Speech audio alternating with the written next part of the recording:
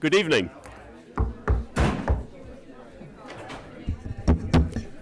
This is the March 13th, 2019 meeting of the Water Company Subcommittee of the Advisory Committee. It is 8:02 p.m. and I call the meeting to order. We've had multiple meetings to review the Water Company warrant articles, and I guess we're continuing that tonight.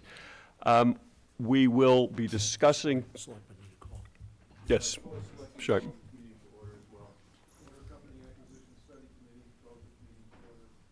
Thank you. Pardon for overlooking that. We have received a number of additional submissions, and thank you. Mr. Walsh and various town officials have submitted things. Thank you. There have been some additional financial questions raised, and Dave, I don't know whether you want to respond to that. Have you had a chance to look at any of this? Yeah, I mean, again, we've got it at about 5 o'clock tonight, so I did my best with the time we had. I have given you guys a small update. I think I can summarize the communication, certainly the communication from Bloom Shapiro. We received a letter from Bloom and a letter from Aquarian. The letter from Bloom raises an issue about the interest rate spread, which has been our favorite topic here over the last few meetings. They point out, I think accurately, that the town's model uses a 20-year assumption in its costs for the borrowing term, and that the Aquarian model uses a 10-year assumption for its borrowing costs, and that leads to some other changes. I won't, if you want to go into the detail, we can. Suffice it to say that while good people may have different opinions about this, I ran what you'll now see before you there as scenario 4, basically the spread that Bloom acknowledges. And I will ask this question rhetorically, and maybe Aquarian can speak to it later tonight. But you will recall that in a letter that we received, the cost of service model letter dated February 25th from Bloom Shapiro to Donald Morrissey, Executive Vice President and CFO of Aquarian. Bloom lays out the case that the estimated billing impact under Aquarian ownership would be $551,520,000. That was predicated on a 89 basis point spread between Aquarian's borrowing and Hingham's borrowing rate, which you may recall that was my scenario 1, and it still is scenario 1 on the page before you.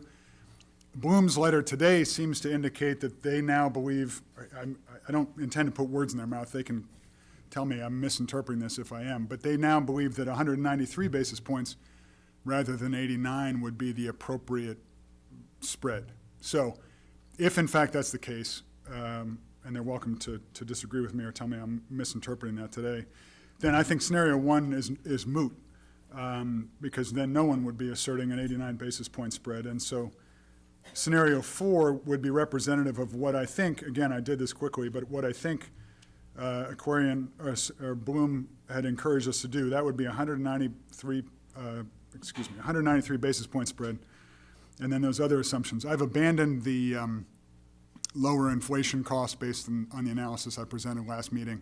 If people on the committee disagree, we can certainly revisit that. And then in terms of the letter that we got, just to close out, and then I'll go through my analysis. The letter we received, the Aquarian letter, from Mr. Walsh dated March 13th. You'll recall that he had identified a list of items at our last meeting, raising the question of whether they were specified as to whose responsibility they would be in the town's initial RFP. I had asked if he could quantify the value there. He suggests that well, he doesn't quantify the values, but suggests that those costs are subsumed in the overall O&M expenses, which I guess makes sense, but doesn't help me answer the question about what was the magnitude of, the dollar magnitude of his concern that he expressed on Sunday. But we can revisit that, and he can certainly address it if he'd like to. He then points out the basis point spread argument that I've just talked about with respect to Bloom, and I'll walk through its impact.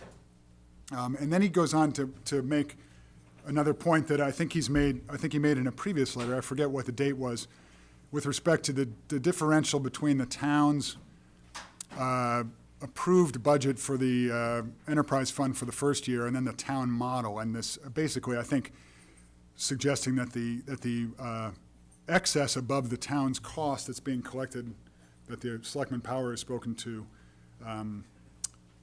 well, he's saying that extra cost should be added to the town's cost of ownership. And unless I misunderstand that, it would certainly seem to me that and it's been described to us, that the excess above the town's cost in year one, and that's the only budget that's been approved for the enterprise fund, would be, well, number one, it stays in the enterprise fund. It doesn't come to fund, lawn mowing across the town. It stays in the enterprise fund. And second of all, it would be in the enterprise fund for some future use, whether that would be capital, debt service, any number of uses, operating expenses. In other words, it would be, I think, under almost any imaginable scenario, an offset against future expenses in the town ownership costs. So I don't see why it would be additive. But again, I'm happy to be educated on that if I'm misunderstanding Aquarian's point. I think that is a highlight of what I took away from the letters. So why don't we turn to the new analysis and look in particular at scenario 4. So scenario 4 now, as compared to scenario 3, the only thing between scenario 3 and scenario 4 that's different is, as opposed to a 2.63% spread, we're now down to a 1.93% spread, which is the one that Bloom asserts is appropriate. That reads, you're familiar with this table by now. I've kept the treatment plant lease expense unchanged from the last version, so you'll recall that the town would dispute this $5.8 million and suggest it's closer to $9.8 million. We talked a little bit about that last time. We can revisit that if anybody has questions. But again, the bottom line here would be that even out of the gates, at least in this analysis under scenario 4, the incremental savings for town ownership would be $5.39 per connection per year before you start addressing some of the town's views on some of these other add-backs. So that's your line 9. That is line 9, correct. And then line 18, as you see, would be at $111 rounded. And if you look at page 2, that's a familiar graph that's now been updated for the scenarios. In this case, kind of the peach color there is scenario 4. And again, I'm sorry, I probably should have renamed it. Scenario 4 from last week is now moot. That was the one that had a different cost expense. But rather than create a whole new page. And then page 3 may be the most useful. I'm happy to have the committee's input on this. You'll recall that at the last meeting, I kind of proffered that what was then scenario 3 for me felt about right. I would now say in this new paradigm, if we take the 193 basis point view of Bloom, that the scenario 4 kind of approximates where, just as I let the dust settle, I think we come out. And as we move again in this familiar chart from left to right, you'll see the Aquarian estimate of 3182 as a loss. And I would suggest that I'm not sure, as I pointed out at the beginning, I'm not sure that 3182 is still operative. If Aquarian has walked away from the 89 basis point spread, then that would now be gone. And we'd start at a smaller loss initially. And then if we increase the interest rate spread to 193 basis points, we'd get to 1637 of a loss. That's, again, looking at from Aquarian's view. And then as we move to the right, each step, this is, again, familiar. We're adding a change for the rate request realization percentage. We're adding a fraction of the change that the town believes is appropriate for the treatment plant lease, the prevailing wage O&M cost, and you end up with this Hingham estimate of $111 savings. And I'll just point out, I've added now to the graph on the far right the other 2 points that are certainly worth being aware of. The $9.92 is the disputed portion of the treatment plant lease that I pulled out in the last analysis. And we also talked about it last week, the sizable impact of changes in the long-term acquisition financing rate, which is currently projected at 3.75%. And as I believe was mentioned at our meeting the other night, if that was in the market today, I believe the rate was closer to 2.6 or 2.7. All I've proposed here with a $27 a year per connection saving is a 50 basis point decrease. So that would be a 3.25%. But Dave, if the interest rates generally are lower, doesn't that affect the corporate borrowing too? It does, but this is the corporate borrowing and the other two so the borrowing for capital, that we're borrowing for capital and we're assuming effectively Aquarian is borrowing for capital. Those are the ones that are moving based on that spread. The acquisition debt piece is kind of a constant in both models. So Aquarian has, in their model of our cost, has said, 3.75. We've said 3.75. So if there was a change in that rate, it would just inure to the benefit of the It's a lowering Hingham. rate. Yeah, and it's a 30-year rate or 29, 28 years. And no one else, Aquarian's not going to be borrowing at that rate. We wouldn't otherwise, except for the acquisition. So this should be, in and of itself, additive if you believe that the town can do better than 3.75. So I think that's it. I guess the bottom line would be for me, from the communication I've received from Aquarian, at least in my interpretation as I've just described it, ultimately, I don't think changes significantly how, at least my analysis looks at things. Now, on the O&M cost column that you have there, so this is adding back the town's view of the O&M, which is lower than what, this is the whole discussion that we've had from time to time with Aquarian saying, look, if you really want to do this, your costs are going to be much higher than your estimates. Right, so row 17, the $26,982,307 is the spread between, I forget which letter it was, but that's basically the difference between the Aquarian comparable analysis and the town's projected O&M cost. So as we've talked about before, each of us can draw our own conclusions about what portion of that $68.30 should be considered achievable. And then that could go from 0 to $68.30. And as we've talked about, I think both line 15, the prevailing wage, and line 17 are those that we've talked about in the past as not being binary. They are ones that each of us can draw a conclusion about, the arguments on both sides and what we find more persuasive, and adjust the amounts accordingly. Right, and on the prevailing wage, we've discussed whether, sure, the town has to pay prevailing wage, but what's that being compared against on the private side? Are there union contracts that would be comparable to prevailing wage, et cetera? Right. So that's why the range that you're postulating in there. Yeah, that's Aquarian's range. Aquarian has asserted that that's the impact of that assumption, is basically the 8.8 million. And so in the town's view, you would add back the 2231, or in aggregate, the 8.8, and in Aquarian's view, you would not make that add back. But it could be something, your point is it could be something in between. Absolutely. Yeah. And in all fairness, when I went back and listened to Mr. Dondero's analysis of the prevailing wage, I think he made the comments that in a tight labor market, there was some convergence, and maybe that wages across the board started to become more comparable, and then maybe in a weaker labor market, you would see more disparity, is what I interpreted him to be saying. So it might even be the case that over the 30 years, there's some years where it's more significant, and other years where it's more small. It may be. I'm far from an expert, so take that with a grain of salt. Other questions on this topic? No, I just, on that comment, Mr. Gendero did say that it wasn't material, and I think that's one end of the spectrum, which is adding the whole amount back. I find that hard to believe, but, it's just, again, I think it's where you believe on the range that cost would be higher for the town, so. If Aquarian's low on the O&M costs, On ours or theirs? on ours, Uh-huh. what's the significance in terms of the impact to your model, or is that sort of?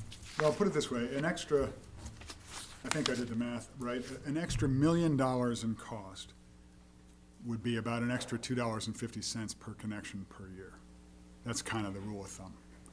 So we're dealing with, aggregate numbers here, so none of this is discounted back to today, so, if you added an extra $30 million in expenses, you would be adding 30 times 250, to get you where you needed to be. So I'm not proposing there's a $30 million swing, but that's kind of the number to have in your head, is $2.50 per connection per year for every $1 million swing, whatever way. And that's just $1 million divided by 30 divided by 13,168, for anybody who wants to check my math, number of connections. So the one, I guess, glaring thing that your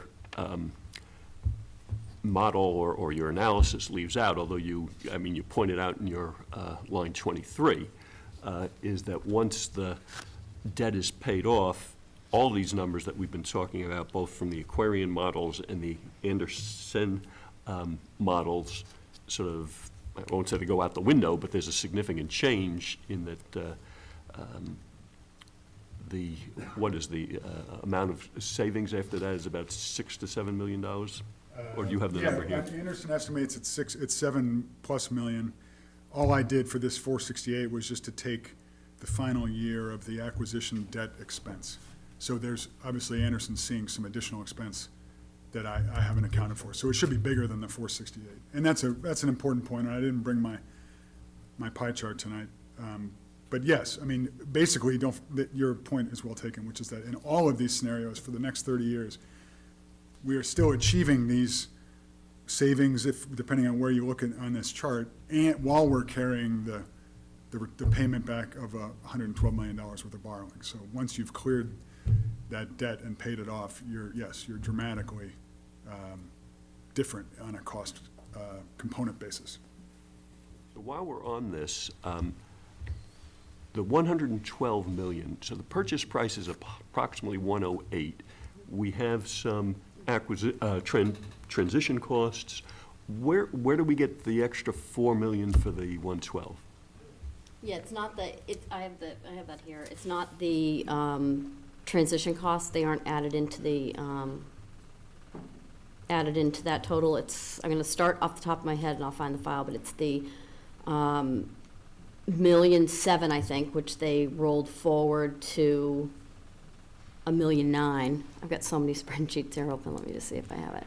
And then let's see here. There we go. So it is specifically as it moves to the next tab, there we go. So it is the original, as we know, I'll just roll forward, the original 88 rolled forward.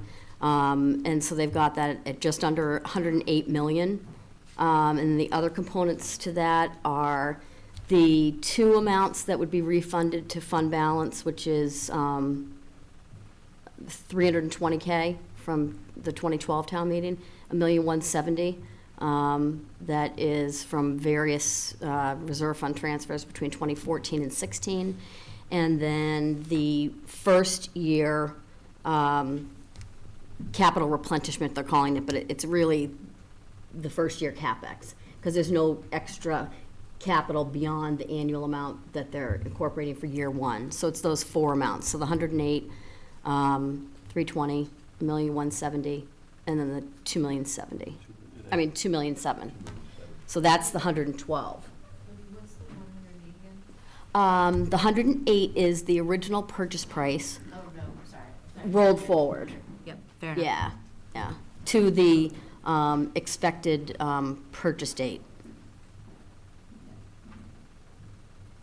So it's really just three components: the purchase price, the refunding fund balance, and then the $2.7 million of CapEx.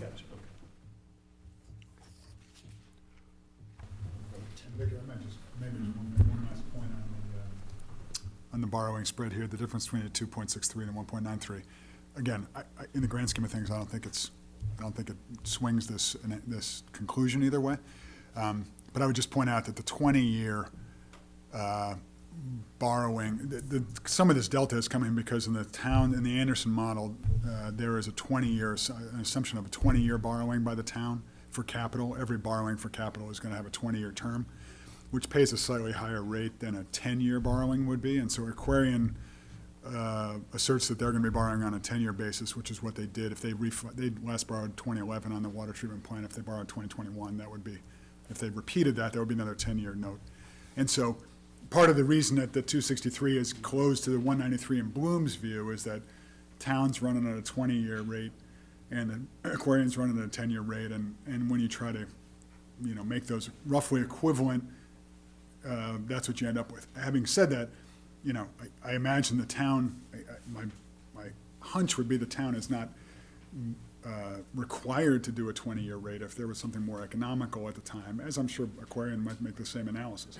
If there's something more economical, they would explore those things as well. So that's the basis for the delta. It doesn't mean that it's, a certainty. Questions on financial items? Right? Erin, you had some questions last Sunday. Did you get them all I did. answered? Okay, thank you. One of our colleagues has asked to make some comments, so Mr. Haskell, if you'd like to speak. Thank you. I have a handout as well. I will hand out. Sure.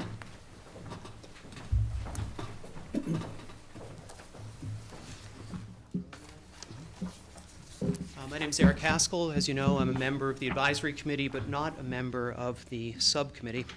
I've actually only become very engaged in the water company issue recently, in the past week or so.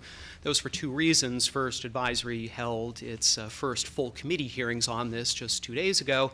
And as my colleagues know, I was also waiting for advice back from the State Ethics Commission about whether I would be able to participate in this matter. When that advice came back, I complied with it, and here I am. I've been thinking about the issue from a somewhat different angle that I just wanted to put on everybody's radar screen tonight, and that is whether it's possible or desirable, or both, to put the question about the water company acquisition before the voters at a ballot, in addition to town meeting, as we're all planning on April 22nd. I've passed out a handout that explains some of my thinking and some of what I've found on this, and I'll just give a very brief summary. What I have found on this is that it's possible to put the matter before the voters at the upcoming town election on April 27th.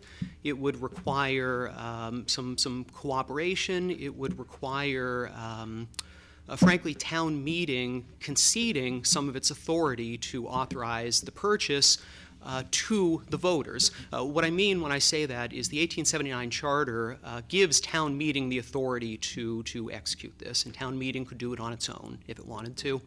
However, town meeting could also make its approval of the purchase of the water company contingent on the result of a ballot vote.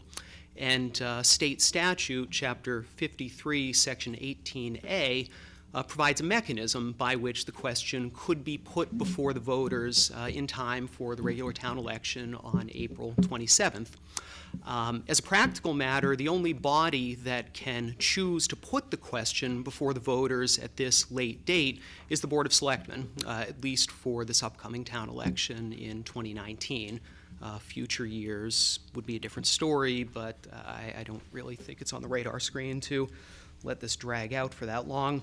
But part of what I've been thinking about, part of my analysis on this is encouraging public participation in this decision, and what the best way is to do that. You'll see in my slides there's a chart that compares attendance at annual town meetings, or at least the first night of annual town meetings going back 10 years, to the participation in the corresponding town election.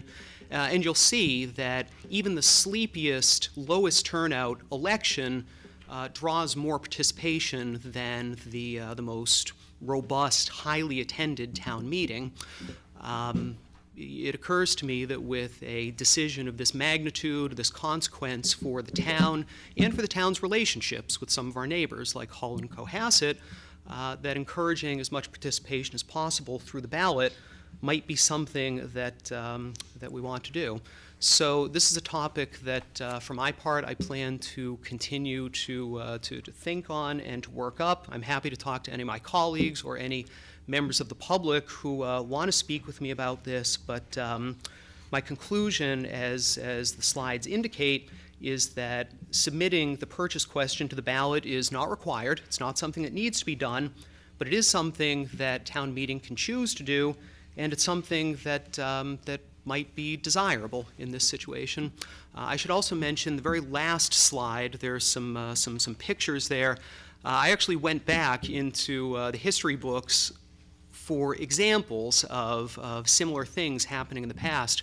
What I found is that what I'm suggesting town meeting might do, basically surrender some of its authority by making the approval contingent on a ballot referendum, was exactly what happened in the early 1990s with respect to the Greenbush train line. Governor Weld came into office. The previous administration actually had wanted to build the train line, and Governor Weld said, well, I'm interested in the train line, but I'm not going to do it unless I get approval from towns who are going to be affected by it at some of these ballot referendum questions pursuant to Chapter 53, Section 18A. Hingham voted against that because at the time the proposal was to run the train right through the square without doing a tunnel.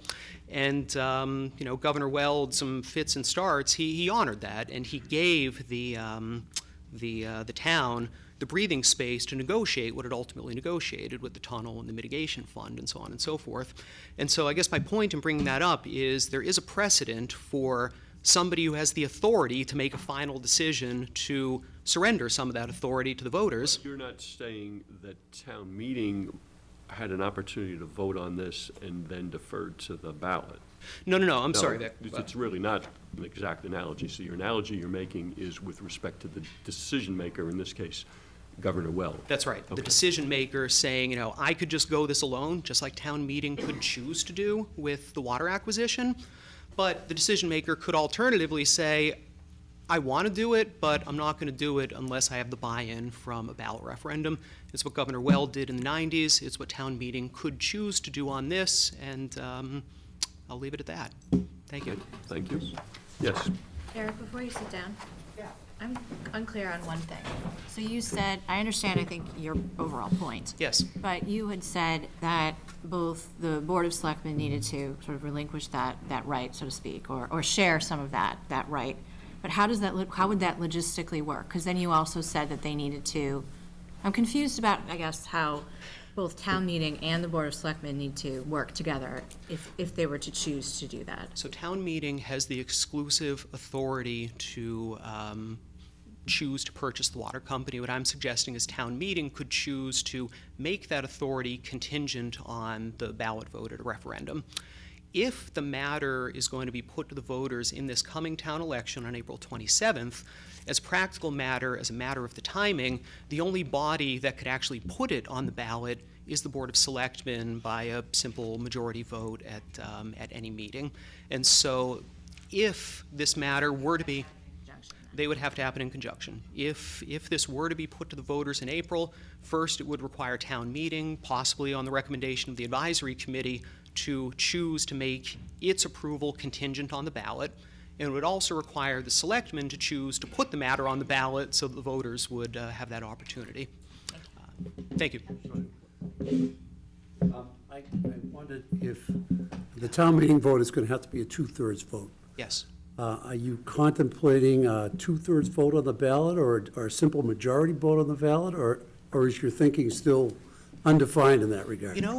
That would be up to town meeting, again, because town meeting is the one who's saying we're going to share this authority with the voters.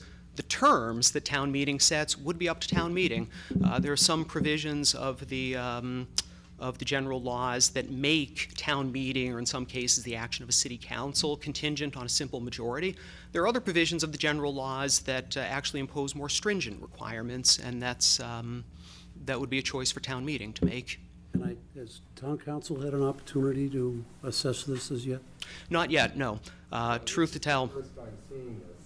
And it's what appears to be about a 12-page slide presentation, so it's a little surprising to see here for the first time.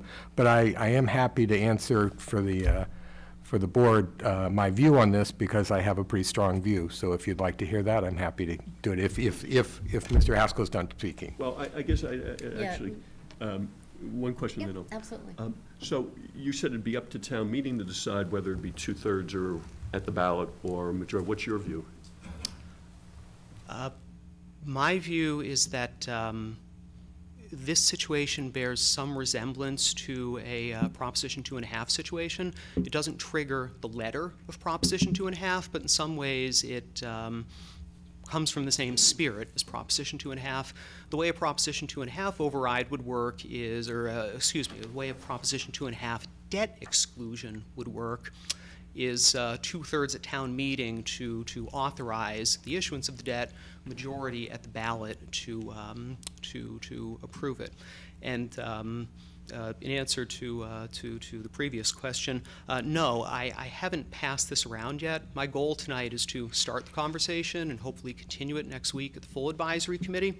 But I didn't bounce this off of the town yet. I didn't bounce it off of Aquarian yet. I make this in an attempt to. Well, why is it Aquarian's decision what town meeting does in terms of its process?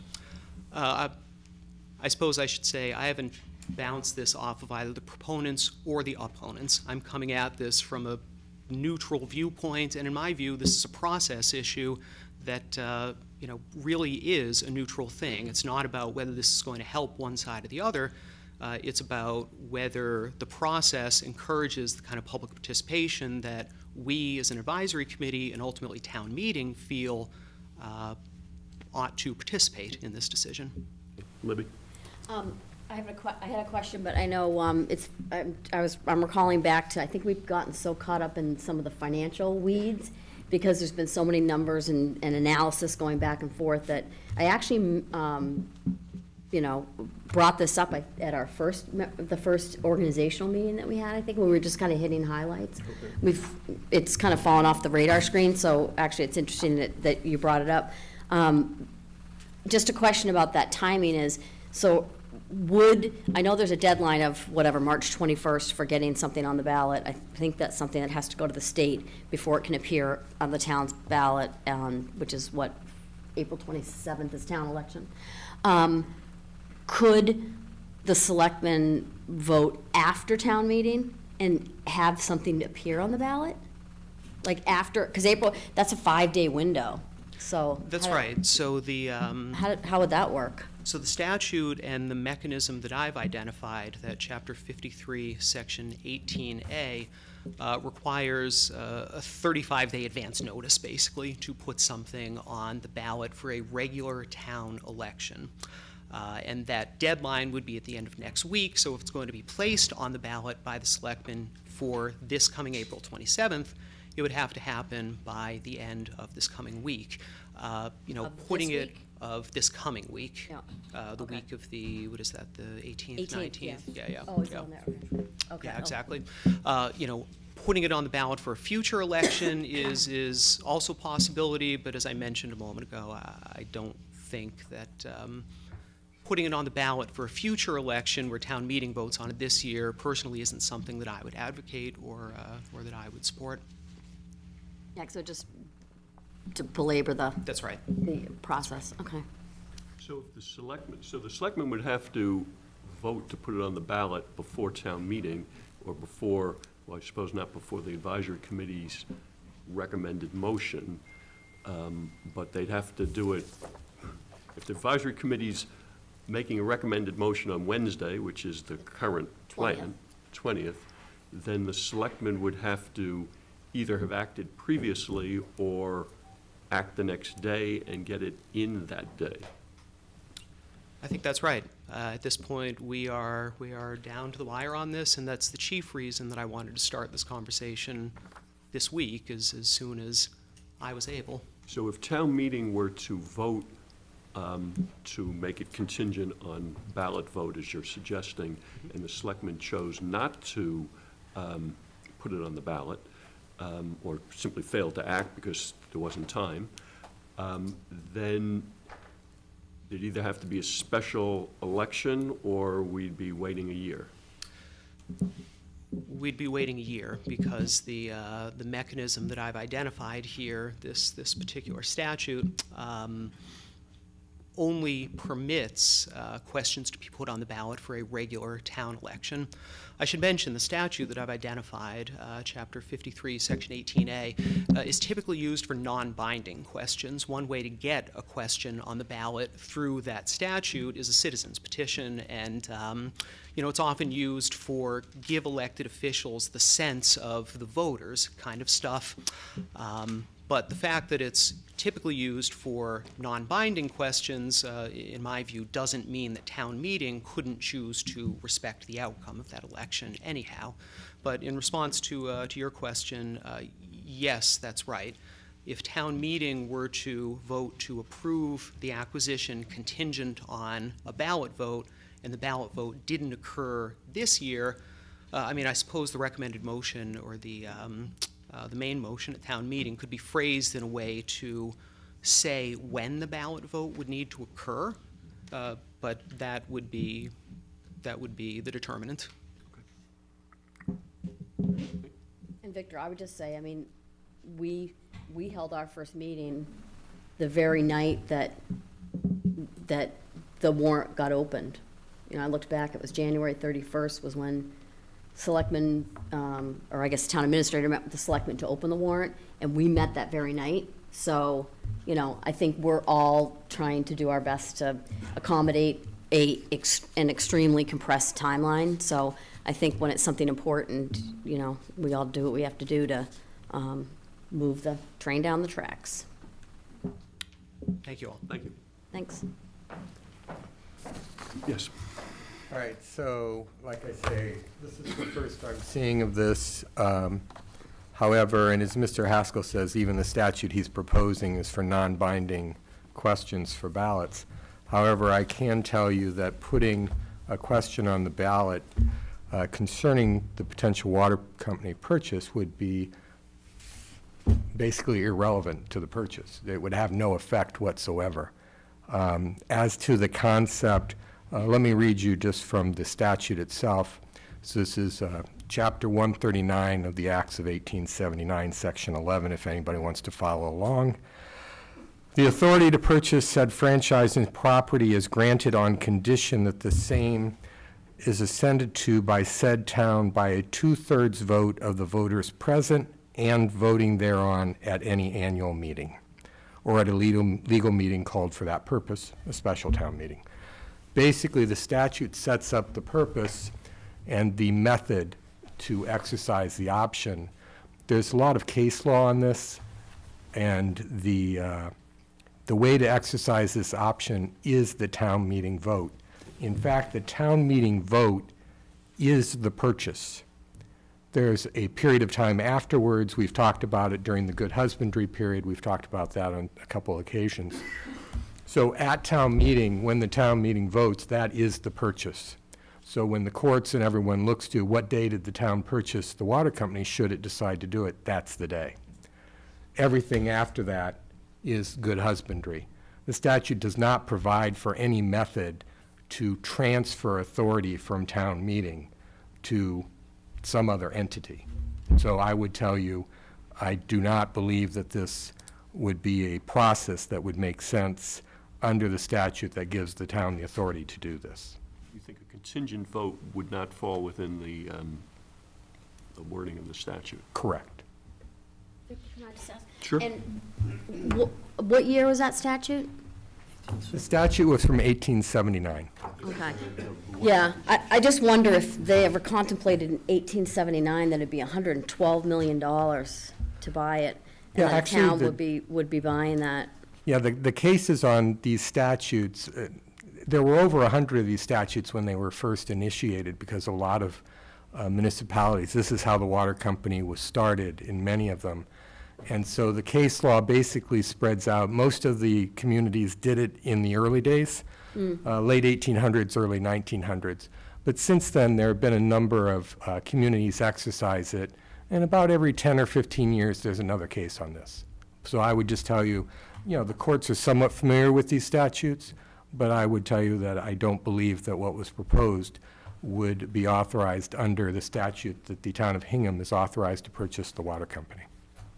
Are there other communities with a similar statute have not yet exercised the right? There's almost nobody left. The town of Oxford did attempt to exercise it and then voted it down. And so they still have a statute that technically they could go with it. I believe the town of Milford is currently in litigation. Their statute, I believe, provided for 3 commissioners to determine the purchase price if there is a dispute. My understanding, although I'm not involved in that case, is that the parties were unable, the town and the water company were unable to determine the price voluntarily. And so it was transferred to the 3 commissioners. A subsequent statute from the original statute provides that any of the statutes, and there's kind of different categories of statutes, some of them provide for 3 commissioners. Those now all go to the DPU, or the Department of Public Utilities, to do that analysis, to basically determine the purchase price on those types of statutes. So that one is currently being implemented. And those are the only 2 communities that I'm aware of that would still have a remaining statute to exercise. I have seen the list of the private water companies that are out there, and there might be 1 or 2 more, but at most. Hingham's one of the last ones to do this. I don't know if this is for Aaron or Bob, but I don't know if you guys have gone through that information that you received from on the 41 communities, which, does that indicate purchase prices? I'm curious how Hingham's 112 million compares to, I mean, I don't know if you guys have that. I don't think it indicates purchase prices. It doesn't have purchase prices on that? No, Yeah. we were basically looking at it from the point of view of governance and whether they were elected officials or not. And Oh, okay, I didn't know if that, And- one of the, one of the data points was price. No? no, Yeah, no, yeah, that's a big historical research project. yes. Okay. Turn to my committee colleagues. Are there other areas of inquiry that you're interested in pursuing, topics that you feel you want more information on at this point? No. Okay. All right. I've got a couple. Okay. Surprise. These are no particular order. This is just a list of things when I was going through different kind of issues relating to this.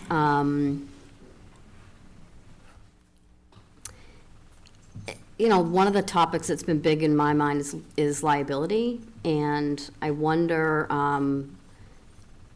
currently, and I don't know if anyone from Aquarian's here, or if this is something that, someone in the room can answer, but if there's any litigation that would result from a ratepayer or anybody as a result of this, is that As a result of something? the acquisition. Yeah, so say the town buys a water company, there's some issue with the water, and someone says, or someone has a health issue and says it was caused by the water, and they sue the owner, which in this case would be the town. So I wonder, like, under the current situation, is that something that if there were litigation expenses, that the current rate filing process allows those to be incorporated into the rates? And so, like, does DPU authorize those kind of litigation expenses? Does anybody know that? How it would work if the town were to purchase it is the town sets its own rates. So yes, they could put those in. But you've got to remember, when you're talking about litigation and things like that, there's a whole host of things that would potentially prevent any problems as far as financial problems. You've got to remember, the town, at least in the structure that's currently set up, is a contract operator beginning. You're, of course, going to require that contract operator to have insurance. Most likely, the contract operator would have to deal with any litigation. And again, that would be some of the contracting that you would do with the contract operator. You would also have other barriers, and I don't want to get into all the details of defenses and things, but there would be several levels of defense that a town would have before you would get to the point of saying, does the town have an expense? And yes, they may have litigation expense. And quite honestly, the town would have that with any of its departments, the sewer department, electric, any department, there's always potential litigation expense. But do we know right now, if as ratepayers right now, do we pay for litigation expense if Aquarian It- has? I can answer that as well, Yeah. I think. So in the DPU proceedings, basically what they use is a test year, and that is how they determine, various expenses and things like that. And what they look at is try to figure out, well, are these expenses reasonable?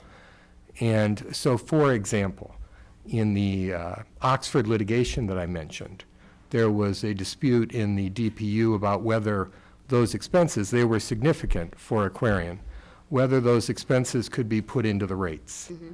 And so there was a decision by the DPU that allowed half of the litigation expenses went into the rates, and half of them were excluded because the DPU found that they were outside the test year. I believe this was back in the 2012 DPU ruling. And so what the DPU does is look at the litigation expenses and say, do these seem reasonable? Are they things that would seem to be recurring or not? Quite honestly, I don't think outside of, potential acquisition, I don't remember litigation expense being a significant expense in the Aquarian costs that they do file with the DPU. That's something you can look at the DPU file room. All of these documents are online, and so, you're happy to look. But my memory is, because we just finished one of the DPU proceedings, the one that ended up the October 31, 2018 order. It is 370-some pages long, and so I don't pretend to remember all the cost, but I do not remember litigation expense being a particularly good one, or a large expense, other than in connection with potential acquisition by either Oxford or the town of Hingham. You would assume that if it were a tort claim, it would be covered by insurance, so it wouldn't show up in the litigation side. Now you're talking about if it were the town-owned? No, even under corporate ownership, right? Yes. So their insurance would show up in the rates, but the insurance presumably would be covering litigation. I don't recall seeing anything about any tort claims, I don't think in any of the DPU proceedings that I've been involved with. There may have been, but I certainly don't remember this as ever being any material issue. So I guess the takeaway from there is that with the current structure of private ownership with DPU oversight, all those costs don't necessarily get passed on to the ratepayers. The owner pays part of that. So if we were to flip it over to the town model, if the town's position is that all the ratepayers are going to pay it, then because we here as Hingham residents are taxpayers and ratepayers, then you're saying as a ratepayer, are potentially, if all things being equal, if that same expense that was on town of Oxford's and we were in this same situation and it was under private ownership, it's capped with the DPU current structure, but as it would get passed on to the ratepayers if the town owned it, because the position is the town's going to put all of that in the enterprise fund, correct? No, I don't think so. I guess So then the maybe I didn't. taxpayers are going to pay it? I guess may I'm not have confused. explained well enough Okay. for you, so sorry about that, Libby. That's okay. The Oxford litigation concerned a potential acquisition the same as the potential acquisition here in Hingham. Mm-hmm. And so what the DPU found, and again, this is going back several years, so I'm not going to be perfect here on my memory, but the DPU found that that would not be an ongoing expense, and a town would not have that expense. That's not the type of thing that could even be envisioned. There's not another entity that can force the town to sell at the water company. And so that was Because I part of guess the thing. my It's a very question- odd expense to begin with, is that it's acquisition expense. Part of the fight was whether or not the shareholders of Aquarian should bear that expense, because they were fighting with Oxford, and whether or not that's a valid fight was part of the dispute. And like I say, DPU ended up splitting the cost and saying part of it's out of the rate base and part of it's not. Or rate- My question was, rate- is legal expense? But, yeah, I think Libby's point is more on liability claims, right? I mean, legal expense to defend, if I'm. Yeah, it's interpreting- not just if you had insurance coverage, but it's whatever your portion that you have to cover that's outside of insurance coverage. And so legal expense, I'm thinking more of not related to a specific acquisition legal dispute. You're just thinking I'm generally talking legal about expense. if the town owns it and there's an issue with, a ratepayer makes a claim against the owner of the water company, which in this instance would be the town, and if there's a portion of that the town would have to pay, because we've exhausted the insurance part and, the different layers, is that something that the expectation is that that's gonna get passed on, any portion that the water company has to pay is gonna get passed on to ratepayers? Or is that something that would ultimately fall back as to the taxpayers of Hingham as the owners of the water company? That's the question. Is that clear? I don't know. Ms. Johnson?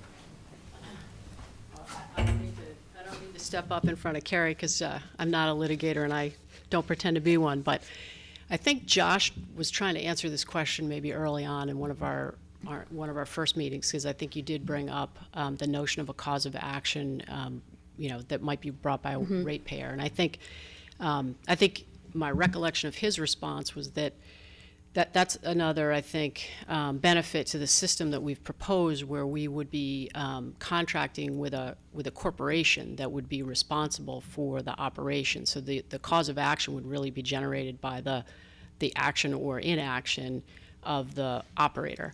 And as part of the RFP, we would specify both insurance levels as well as bonding levels that would make sure that, for instance, both the insurance policy and the creditworthiness of the operator would be guaranteed in a situation where there would be a claim for liability, a cause of action for liability at that level. If I can offer to, I mean, I do litigation daily. So I think that, the idea that it has been expressed that there's going to be a contract, and it's going to have both indemnity, which doesn't involve insurance necessarily, and insurance provisions. So there's kind of a belt and a suspenders, making the contract operator responsible up to certain limits, and beyond those limits, their assets would be at risk. To the extent that one could contemplate a tort type of action purely against the town that somehow goes beyond the actions of the contract operator, the provisions of Chapter 258 contain many provisions that still make the town immune from suit. What's In- Chapter 258, by Chapter the way? 258 is For all those the, who- well, we'd probably call it the sovereign immunity statute. It used to be that you could, we'll get Professor Carey up here. It used to be that you couldn't sue the king or the public body, and Massachusetts, maybe 25 years ago, 30 years ago, passed Chapter 258 to say that under certain limited circumstances, you could sue governmental bodies. Under other circumstances, you still could not sue them. And in the circumstances where you can sue them, there's a $100,000 cap on liability. And I think probably within the limitations of time tonight, that's probably as far as we could go without specific hypothetical examples Okay, on liability. okay. Next question. Yes. Well, because I just drafted the transition cost warrant article today, I have that a little bit on the brain. And I wonder, I looked up a little, is it Gollage? Is he the transition professional that, or I should say the consultant that's helping? I know at one point, Victor, you mentioned trying to see if we could have him come before us and just kind of talk a little bit about transition things. Do we know, how many transitions like this he's been through? Because, I mean, I don't know, I looked to try to see in it, and it indicates that his firm's a consulting firm that focuses on environmental and public health matters, but it didn't talk about transition. So I wondered, do we know how many of these have, he's been involved in, or does anybody? Mr. Mayo, I don't do you know. have an answer Oh, for that? he's- Where'd he go? Oh, there he is. I'm like, where'd he go? Sorry, my back is hurting. I don't specifically. I do know that former Commissioner Gollage was at the DEP during some of these transition. There have been a few of them have occurred while he was at the DEP. And so as far as specific numbers, that's something we could ask him, obviously. Okay, but he was on the other side, like the governmental side on it? Well, that's rather what than he's the- assisting the town with as well. Yeah, yeah, okay. I think we talked about the litigation question. So, one question I had, and you may have just answered this, Bob, in your, what was it, chapter 259? 258. 258 lesson that you gave us. So, does that somewhat establish a firewall then between the enterprise fund and the town as far as liability? The town, I mean, the I mean, it enterprise, may kind of be the enterprise fund redundant. is just an accounting method within the town. Right, and that The captures town all the would always be revenues. subject to the protections and exceptions of Chapter 258. Okay. And then, Dave, I don't know if, I looked back in my notes from when we had that call with bond counsel, and maybe somebody else, if we don't have, I didn't have it in my notes, and I don't know if you do, or if somebody else can answer it, but do we know, I know that that this won't impact the town's debt limit, overall debt limit, but I don't remember if it came up in that call, if it would impact then at all the town's AAA credit rating? I didn't have specific notes about that, but do we know that for sure, like definitively? Yeah, my understanding was that this acquisition has been discussed with investors in the town's debt instruments over the years, and that they've been well Yeah. aware of that, and I heard no indication from CMA that there was any reason to believe this was going to impact their credit rating. I mean, I asked that because somewhere there was, and I wish I knew the source of where I pulled this up, but it was referring to a Moody's letter. And where did I get this comment? But it has, now this, I'm just going to read the note, and I don't know if I have the source, but it just says Moody's Corporation Investor Service declined to comment on how the buy will affect the town's bond rating because the deal for the water system is still pending. But in a 2015 report to the Hingham's Moody list, the possible acquisition of private water systems would increase debt burden as a challenge to the town's bond rating. Now, I don't know if circumstance, that's what I'm saying, where did I copy this from?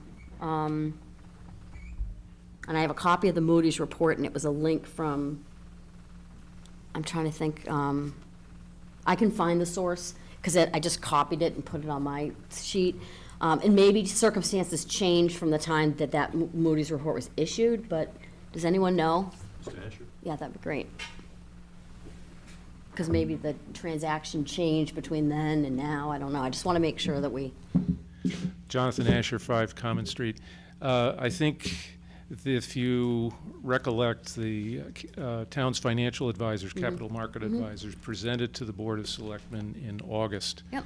There's a presentation on the town website that basically cites the fact that not only was the debt limit not affected, but in their opinion, the town's AAA bond rating would not be affected. That in fact, the rating services have been made aware by capital market advisors for several years since the feasibility study began. And in fact, as I think we said in one of the prior meetings that we've had, there have been calls with the rating agencies and with capital market advisors, coordinating them in the fall with the town treasurer collector and the town accountant. And uniformly, they've said they are aware. They don't see impediments to the town maintaining the AAA bond rating that it has, but obviously they're going to take that into consideration. They're also aware of the town looking at other projects that would affect property taxes, but those are independent of this particular transaction. okay, thanks. I saw that comment, and I just wanted to make sure there was, Mr. Asher, so is the the idea that since the bond would be repaid through the revenue, is that what gives them, revenue of the operation, is that what gives them Yes. comfort? That's a very good question. The whole, my understanding, okay, I'm not an expert, but each of the rating agencies with whom we spoke really looked at the self-sufficiency from a revenue perspective of the water company. In other words, you have the ratepayers who really can't walk away. They can't elect to source their water from some other provider. It is a monopoly. And the fact that it is a monopoly that's been in effect since 1879 and is self-sufficient revenue-wise, that's really what makes them look at and say this isn't something where the town taxpayers are going to have to buttress the revenue flow. It's self-sufficient as it is. Okay, thank you.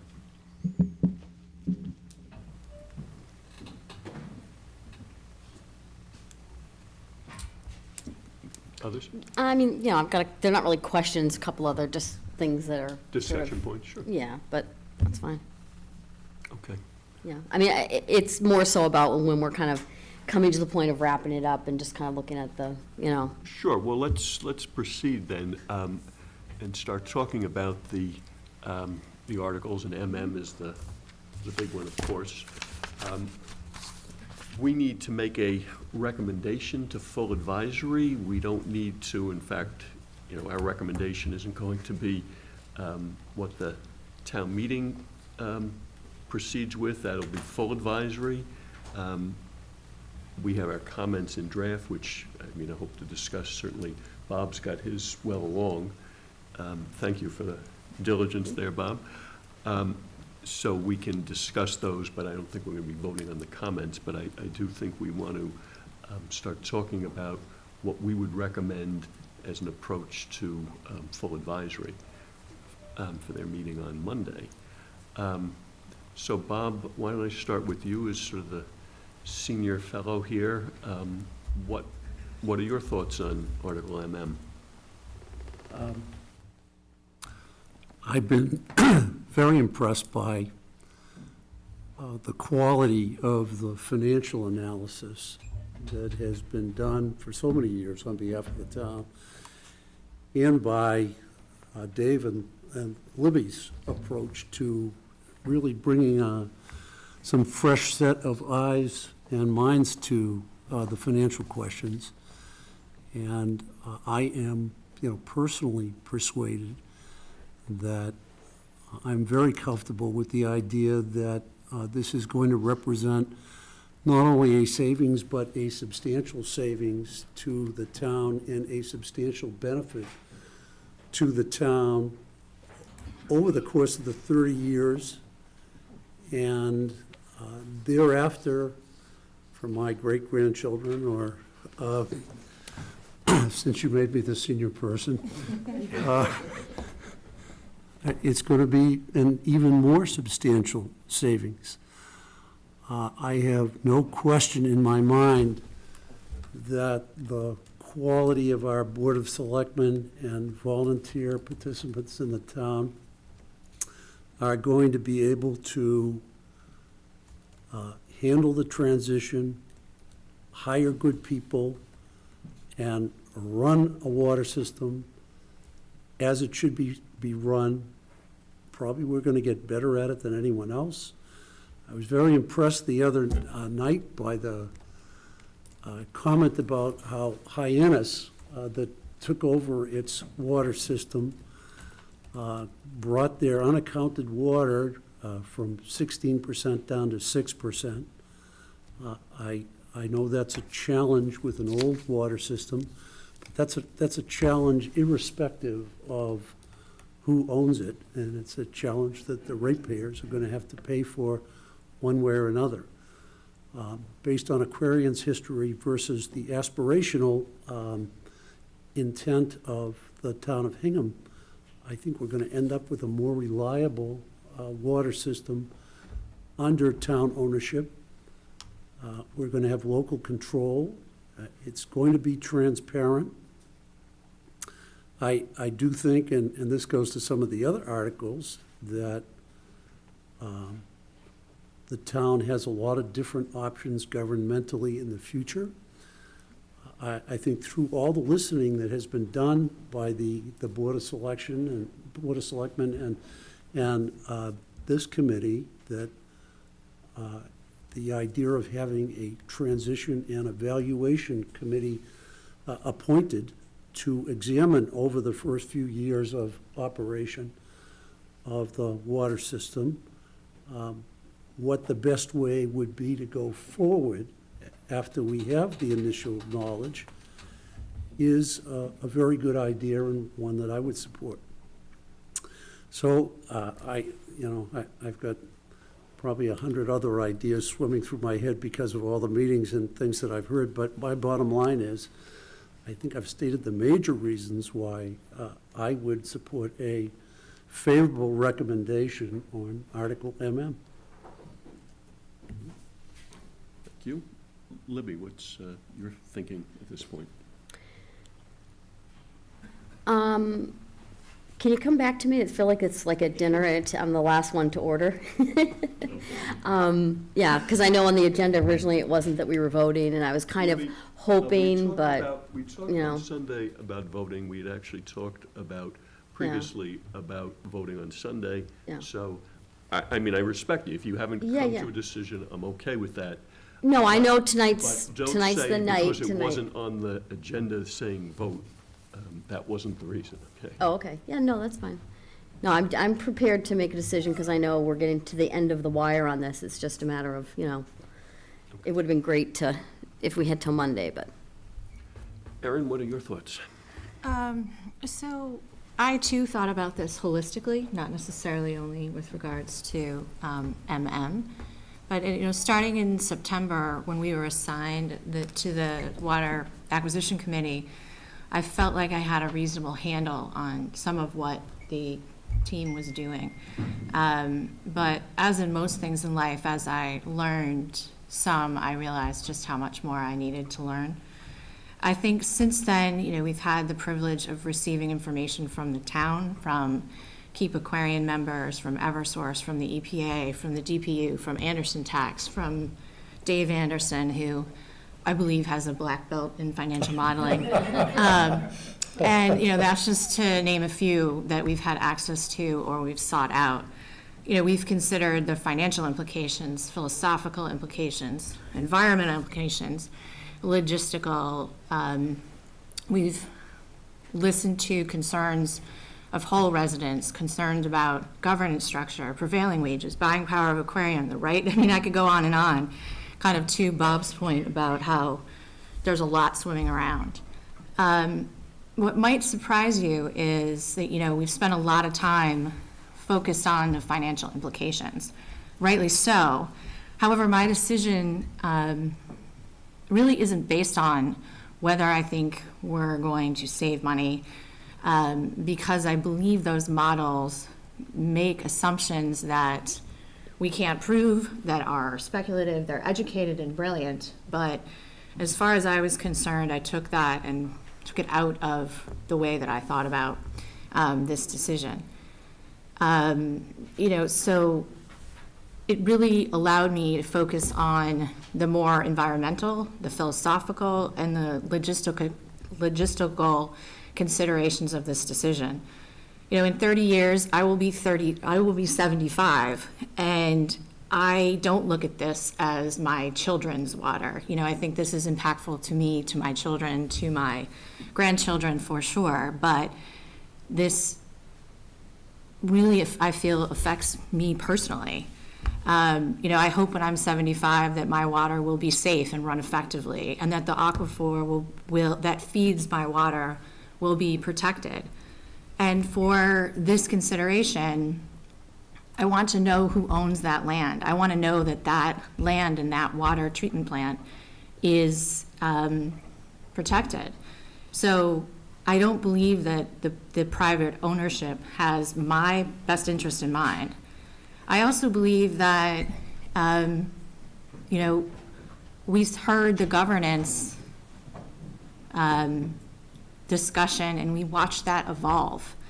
And we watched how the Board of Selectmen heard educated and reasonable constructive criticism and then evolved with that. And I think that that shows the kind of leadership that's important. And it made me feel comfortable that that governance structure from a day one perspective was right and reasonable. And furthermore, that we also understand that it's a very technical decision and we're not taking this lightly. So we're going to source appropriate O&M vendors that will make sure that we're doing this technically right.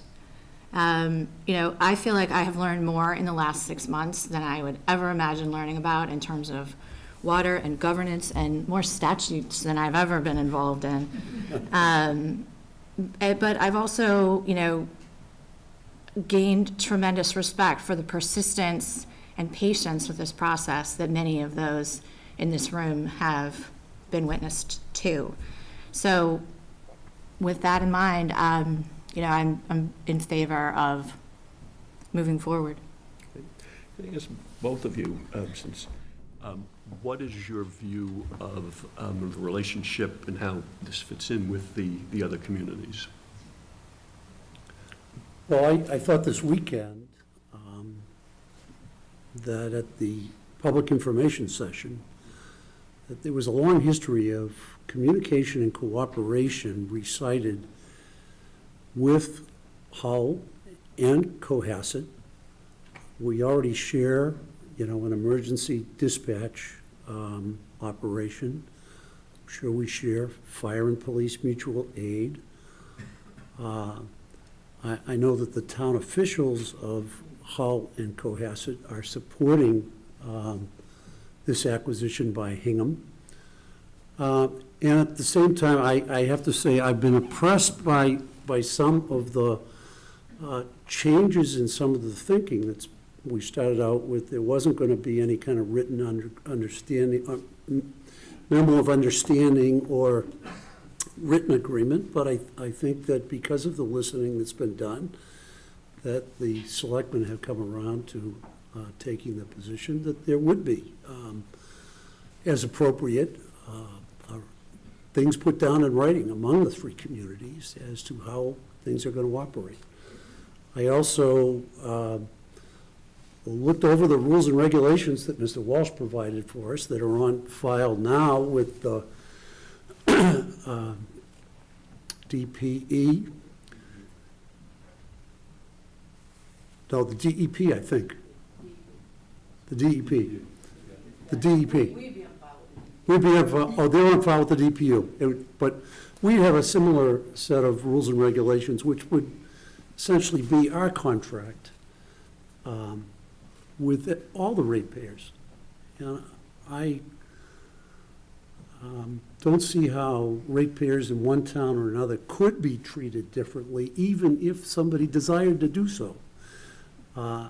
It just is not, in my mind, something that would be appropriate legally. I think everybody's going to be fairly treated. The capital needs of the overall water system are going to be the capital needs of the overall water system, and it's going to make sense to address those as they need to be addressed. So the fact that there are three communities involved, and my knowledge of the nature of those communities and the people involved in governance, I am not concerned with that being a problem. As the Water Company Acquisition Study Committee said, there are no showstoppers there. Erin, anything to add in that? Your thoughts? Just putting a finer point to what Bob said, I think I was concerned, but I think once the Board of Selectmen acquiesced to the concerns of the Hull citizens and were willing to put in writing an MOU, my concerns were assuaged. Dave, what's your view on MM? Well, I start at the outset, just in case you don't get a good chance, just to thank everyone who's been involved with this, and that's not, not least of all those folks who are officially in a volunteer capacity, but Mr. Norman, Mr. O'Hare, Ms. Rowe, others who've taken a lot of time to get engaged in this process and provide their feedback and it's heartening for those of us also spending time on it, just to know that it matters enough for people to take time to do it. So thank you all for that. I would say, too, it may surprise you coming from me, but I don't look at this as a financial transaction at the end of the day. I mean, I, too, look at it more holistically. I think the numbers were created, the model was created kind of intentionally to test whether our assumptions were too aggressive, or if they were designed to achieve an outcome as opposed to just reasonable assumptions along the way to see where it leads. And we've heard the Water Acquisition Study Committee describe their process, and I would say everything that at least I've seen in kind of looking back over their process in retrospect is consistent with how they laid it out. There was no agenda that I can see. It was following the facts where they may lead, and it's ended up where it has ended up. And I think, going back a little bit to the financials, I mean, when compared to private ownership, as I've laid out, I think there'll be savings for the ratepayers in the near term, and I think, as has been mentioned, there'll be significant savings in the long term, very significant savings. Just a fundamentally different cost structure in municipal ownership than in private ownership, and that's not a knock on private ownership. It's a fact of capital markets and the needs that a private enterprise has in running this kind of operation. But moving beyond the savings, other significant benefits to the town that I think are very hard to quantify numerically, but I think for those of us who've listened to the feedback over the last few months have become apparent. Capital investment, that one chart of the capital investment over the last 10 or so years, with the peak in 2016, which coincidentally was the test year for the rate case, is a stunning chart to me. And I think it shows something that I really would look to in town ownership to change, namely consistent, reliable, and well thought out and well planned and well coordinated capital investment in a system that we all depend on for a basic necessity of life. I think the coordination around the road openings, it's kind of breathtaking to me to think the amount of money that this town and these taxpayers, a lot of concern about taxpayers has been brought up. Here are taxpayers paying to pave roads that are then getting cut open within a moratorium to replace water mains. I mean, obviously that's going to happen under whose ever ownership. If there's a break, it's going to get fixed. But I mean, let's be realistic. That's the kind of thing that ought to be coordinated. And if we're worried about taxpayer money, let's worry about it in all facets of the municipal exercise that we're undertaking here. I would say, too, I'm not an attorney, but I will say the day one governance structure, I'm very sympathetic to Bob and Aaron's point about the mechanisms, I think, that will be available to shape that as we go forward once we have some learnings. But I think, as Selectman Johnson pointed out the other night, or maybe it was Saturday, it's exceedingly more transparent and more open than the current setup. So if you have concerns about how the day one structure looks, fill out that talent bank application, get yourself involved, and get in there and make a difference with it. There's plenty of people in this room tonight who've done so already, and there's a lot of opportunity to do that. And I would just say, finally, coming back to the finance guy, a question I've always had in my head is, what is this price fair? How do we know if the price is fair? I mean, the price is the price. We can't change the price. We've spent a lot of money finding a price. But I take comfort from the town's perspective that Aquarion's efforts, as have been documented, to resist this transaction, to resist the option granted by statute to the town, indicates to me, number one, that we're not horribly overpaying for this asset, or they would have handed us the keys a long time ago. Number two, I would say at a minimum we're getting a fair price. And number three, maybe we're getting a good price. But I think the chances of us overpaying based on their behavior are slim. And then finally, I think from a water quality standpoint, I mean, as has been said, the DEP stays involved. They're indifferent to the ownership. They're concerned with regulations around safety and supply, and that's going to be unchanged. And, I really think that when it's all said and done from a ratepayer perspective, no one took to the streets with pitchforks when Eversource bought this from Macquarie. I'm not sure how many people even knew what took place. There's a lot of energy around this exercise in terms of a change of ownership, and I think appropriately so. But I think we need to keep just our eyes on the prize here with respect to the, I'll just point out one last point on the financial models. We're talking about an aggregate here, depending on whoever's model you want to look at, somewhere in excess of $550 million over 30 years. And what Aquarian and I have been back and forth about has been somewhere between, $6 and $12 million of that. I mean, at the end of the day, that's a 1% of a huge amount of money, which is to say that, number one, none of us have models that are that good to be that precise.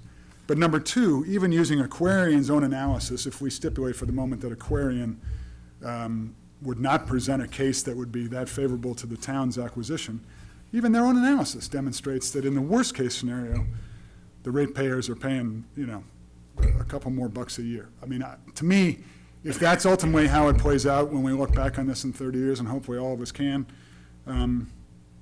that will, I think, still have been a good investment if that's the way it goes. And I don't ultimately think it gets there. I think the town and ratepayers are better off much sooner and for a much longer period of time. So I'm supportive of the acquisition article. Libby? Batter up. I wish I had prepared more articulate statements like you guys did. I was busy on Article PP on the transition cost today. So, we spent a lot of time on the financial aspect of this transaction. I think, there's a couple different levers that can make some of that savings that we think we're gonna achieve in the first 30 years, maybe won't be as much. I think, just like Aaron said, there was this argument and that argument, and it was probably for the attorneys on the on the committee, it was probably Greek, but there was a lot of different, we were in the weeds there for quite a while. But I think you can't doubt that on year 31 and going forward, there is a financial benefit. I think it's a bit debatable, and, Dave did a great analysis with some of his sensitivity work, and I think, there's a couple of pieces that aren't huge that you can say, yep, I totally agree with that, Then, I do think, as you said, Dave, there's a spectrum on some of those other ones. So I think that's an argument that, and I think we heard at our AdCom meeting the other night where a citizen said, it isn't a huge amount over the course of my bill over a year. So, for me, I'm saying for that citizen that got up and spoke, for them, they felt like it wasn't worth it. I think the bottom line in this whole thing is that it's ultimately the citizen's decision. So, I did bring up that referendum question at our first meeting. I didn't realize Eric was going to put the lawyer spin on it tonight and give us more detail. I think there's a lot of value in that. I think that given that the town's full faith and credit is being leveraged in order to get the price, use the AAA rating to be able to get this debt, I think that means that it's all of the citizens, the whole town, that gave rise to what has put Hingham in a situation where we have a AAA rating. So I think that, and I already know some people that have come to me and said, neighbors, I've had a couple of people say, I'd love to go to a town meeting, but I can't. One's having surgery on their arm, and, there's a lot of people travel for work, and God only knows if it's going to end up being 2 nights. It's going to be a late meeting. So I think there's a big argument for allowing, what is it, from 7 a.m. to 8 p.m., so a 13-hour window for citizens to have an opportunity to have their voices heard. And I've heard a couple times during this process, well, we don't have to do that. And, we heard that recently on a Sunday meeting at, I don't remember the number, I think you did the article, Bob, but on the selectmen as commissioners. And it was like, well, or maybe we heard it at our AdCom meeting the other night, it's all a blur. But they said, well, it doesn't really matter how the town votes on that article because either by default, the selectmen will be commissioners. I don't know, should we even have that article then if it doesn't matter how people vote? But, you know, that's something where, you know, I think we have to keep in mind that the spirit of our town is that everybody's voices get heard, and I think because the town's AAA rating's being used to finance, you know, to get the rate that they're getting, even though the financing's gonna be paid for within the enterprise fund, I think that, I would support the idea of this being on the ballot and having people have an opportunity that can't make town meeting. I mean, I've been at town meetings where we've just barely made a quorum for town meeting, and that's a pretty low hurdle. So I'm in favor of letting everybody's voices be heard. You know, I think one big thing that's always kind of bothered me about this is that there isn't any other, we may be the last one, but we're the last one for a reason maybe that hasn't gone and that has not been purchased by the town. And it's, to me, you know, we have almost 40% of our ratepayers out of town, and that's unlike any community in the state. I mean, I think it was quoted that maybe there was no more than 15%, but whatever that number is, it's very low in other communities. So this is a unique situation, and we know there's a lot of, definitely a lot of infrastructure work that'll be required in Hull, but I agree with the argument that whether it's Hingham and it's in Hull, it doesn't really matter because we're all one system, and regardless of whether it's the town owning an Aquarian, it's all gonna end up being paid by the ratepayers. So, trying to, in my mind, did the financial stuff and I'm trying to think of a couple other things that, I mean, I appreciate that certain things that have been brought up at meetings by citizens or even the subcommittee have been incorporated into the plan. But then I say, well, why, you know, those things, why weren't they contemplated before? I don't, you know, but I understand it's an evolutionary process and whatnot, so I'm one of those people that sees both sides of it, and so I ultimately, I know I've had neighbors and different people have come up to me, and they've felt like, you know, like Andy came up at the AdCom meeting the other night and was very, very firm against it, and I'm concerned that, you know, this committee's had official meetings for 40 days, you know, and in that, we've had, this is our 10th meeting, and, you know, the town's been studying this for 7 years, but we really didn't get the green light to get into this until not that long ago, and I don't want those citizens that have been vocal at town, at our meetings, WASC meetings, selectmen's meetings, and will be at town meeting, to feel that their voices aren't being heard and that there aren't some questions with this. So I feel like, you know, I lost my train of thought, but I guess it's just that, you know, I see some of the concerns that people have brought to me, and I ultimately say that, you know what, it almost doesn't even matter what we say or what, you know, it's all a matter of really what the citizens vote. And I guess I would just say I remembered what I was gonna say, is that for these people that have taken all this time and come to meetings and feel just as strongly about their position and their argument as people on the, you know, whether they're a proponent or opponent, people are very passionate about this issue. And I feel like there hasn't always been an opportunity for some of those other voices to be heard because, you know, there's been with the the research that's been done up to this point has always been about supporting this, you know, going forward with it, supporting it, and I feel like that's disenfranchised to a certain degree people that are not in agreement with that. So, you know, I think ultimately, I feel like I see pros and I see cons, and I know that it's the citizens that will decide. I do support the referendum, but I think in the spirit of those people that don't support it, I think, and looking at the fact that we're such an outlier in the state for the way our system is designed.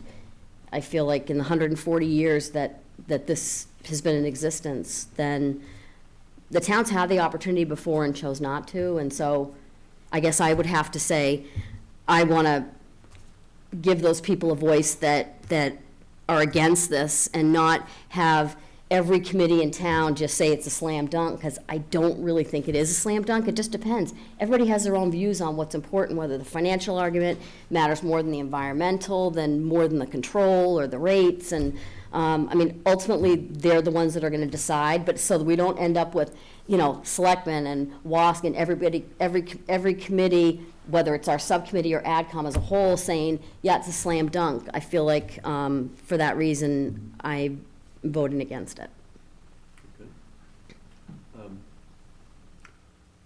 Victor? You've all been very eloquent. My view is that I think it is in the best interest of the town to go ahead. The financials, I think, as Dave was alluding to, I think the models are tough to say, hey, we're predicting 30 years in advance.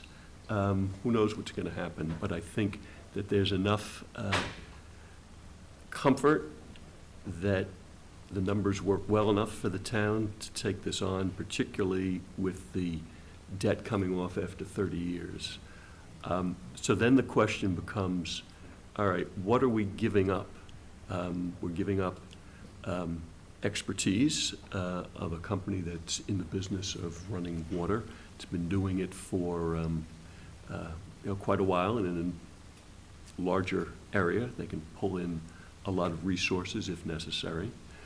On the other hand, that company has gone through frequent changes of ownership and may continue to do that. So I think looking ahead on our 30-year or plus time horizon, you can't rely on that always being the case. I mean, the relationship with the town, road openings aside, has improved in my sense over the, couple of decades. But there are a lot of intangibles to controlling the town, controlling its own water supply. It can certainly get expertise through contract operators and perhaps build up its own expertise, and it has the ability to rely on advice from DEP. So I think ultimately, while yes, we might be giving up some expertise in the short term, that's not a deal breaker. I am impressed, as I guess mentioned, that this has not been a quick decision.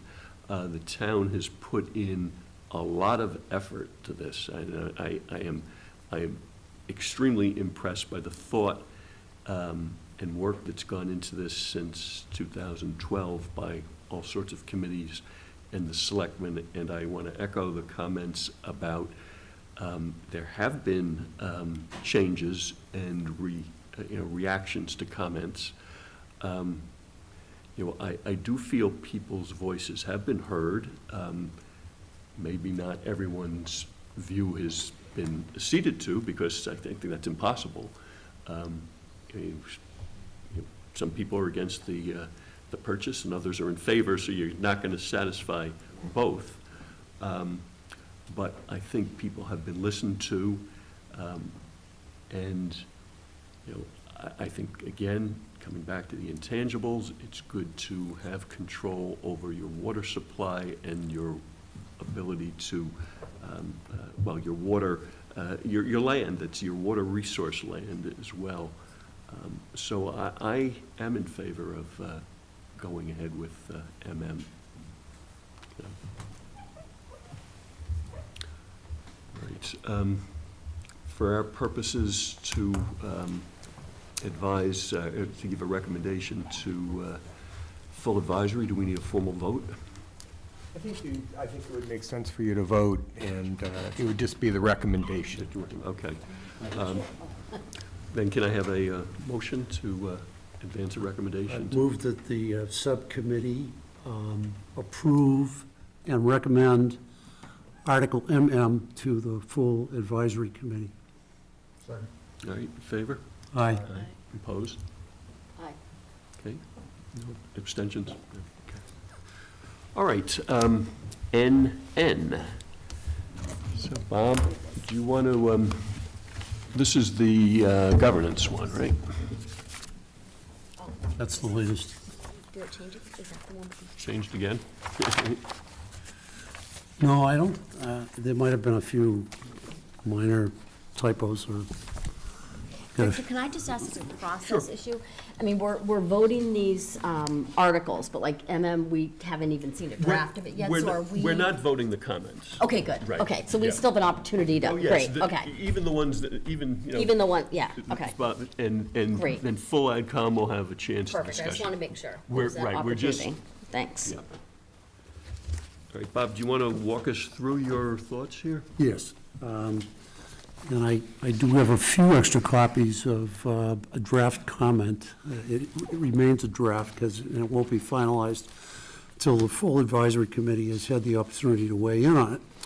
But as I see it, even though this article may, at least in some theory, be unnecessary, I think what it does is, and I think the thinking of the Board of Selectmen was, that we want to put the governance structure that we're at least initially going to have for a water system before town meeting so that citizens can weigh in on it. So that the article provides the opportunity for the comment to discuss that governance structure. And I think the article does give the town the ability to approve the Board of Selectmen as water commissioners. I don't think from a legal perspective that we really have any alternative, because the statute provides that you either can have the Board of Selectmen or you can have elected water commissioners, and we simply don't have time to run an election. We could run an election in another year, but we wouldn't have time if the town decides to buy the water system the first or second or night of town meeting. Heaven forbid that it would be the third night, because then the election would have already happened. So an election just doesn't work this year. The article also gives the town the ability to, or the selectmen, the express authority to contract for the hiring of a superintendent and to enter in such other contracts that are contemplating an operation and management company. I think one of the important things that at least has now been inserted into the article or into the comment is the idea of having a transition and evaluation committee. And I think eventually we'll be considering putting language in the recommended motion to have the town approve that there would be a transition and evaluation committee that would look at the various governance issues that might be considered in the future. Do we want to have a combination of town utilities? Do we want to have elected water commissioners, which, I think from Aaron and my research is a rare form of running a water system. Most water systems are run as part of a Department of Public Works that ultimately is responsible to the executive of a city or town. In cities, it's the mayor, and in towns, it's the Board of Selectmen. So there's nothing unusual about what this article proposes. This article also provides, as part of a vehicle for providing discussion of governance, the concept of the Citizens Advisory Board. which would be comprised of 3 citizens from Hingham and 1 from Hull and 1 from Cohasset. I don't know if it would have to be North Cohasset, but it shows that thought has gone into providing an additional layer of local access for ratepayers or anyone that wants to bring up an issue from whichever town. They're going to have somebody that they can go to. Of course, they can go to the water system in the first instance, and to the water superintendent, and ultimately, they can go to the Board of Selectmen that entertain questions on matters not on the agenda every time they have a meeting. And ultimately, it would be hard to conceive of things getting to the DEP or the Attorney General, but there are multiple layers of access that citizens would have for redress of anything that they see that is wrong. So I support having the article in the warrant, and I support the approval of the Board of Selectmen as the water commissioners, and the idea of having both a Citizens Advisory Board and a Transition and Evaluation Committee, which would be appointed both by the Board of Selectmen and the moderator. Number of members yet to be determined, with the obligation to take a hard look at this over 2 or 3 years and report back on where things would be. Having in mind that it is contemplated that the original contract with an O&M company is probably going to be at least 3 years, possibly as long as 5 years, with optional renewal periods. So that almost provides a built-in period of time for study and evaluation and learning as the water system is operated. So I would recommend favorable action on Article NN. Other discussion, questions, reaction? Bob, actually, the Transition and Evaluation Committee, that's one committee? Is that what was originally conceived as just the Transition Committee? Because I think that might come up in my article too, so if that's the wording, then I just need to be consistent with mine, I think. The concept has been expanded. Okay, And the name, as I understand it, reflects that the concept has been expanded, so that it will address and advise the selectmen and interact with the superintendent, not only on transition issues, but also on governance evaluation issues. okay, so I'll have to get that consistent in the PP. Okay. Thoughts, Aaron? No, I'm for it. I mean, I'm supportive too. I guess I agreeing with, I think, the point I heard you say, Bob, that the ultimate recommended motion should include the concept of the committee, because we want to make sure that there is an evaluation of the governance. That has been a concern expressed by some people. And I think, the questions are, right, what does that committee consist of and how long? I think when I first brought this up several weeks ago, I had suggested a year, and I agree that that's too short a time period, but, we need to, there'll need to be some parameters put on that. As to whether the Citizens Advisory Board goes into the recommended motion, is that your thought as well? I thought I'd wait for the discussion of, before the full advisory, and as you know, I also had some question as to whether those 2 committees were within the scope of the article. I think the answer is probably yes, in which case I think probably it should be in the recommended motion. Yeah, I agree. Okay. I guess the only thing I would say, and I'm going to sound like a broken record here, but just the idea that we do have so many ratepayers outside of town, I think to me, that says down the road, in the future, I think that it would be better, better optics and better for our neighbors to feel like there were separate water commissioners that weren't also sort of involved in the governance of the town.